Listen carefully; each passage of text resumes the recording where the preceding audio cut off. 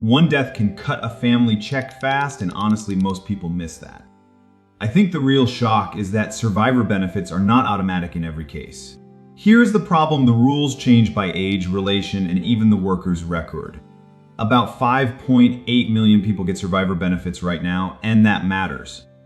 At first, this sounds simple, but a spouse can get less than the full amount. That range depends on the age you claim, and that is where many families lose money. Now, when I first saw the age rule, I thought, okay, 60 sounds clear enough. Then I noticed the catch: full retirement age can mean 100% later. Children can qualify too, and some families also get a small one-time death payment. Now, when I first saw that $255 payment, I thought it was tiny. But then the bigger story hit me: survivor benefits are a bridge after income disappears.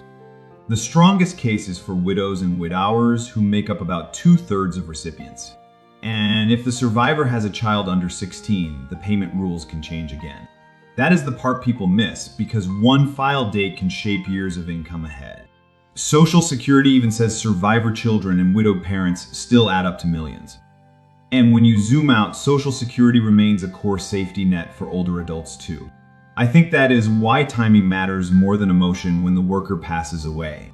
At full retirement age, a surviving spouse can get 100% of the benefit. Claim earlier than that, and the monthly amount can stay smaller for life. The trap is clear now: the right filing age can be worth real money over time.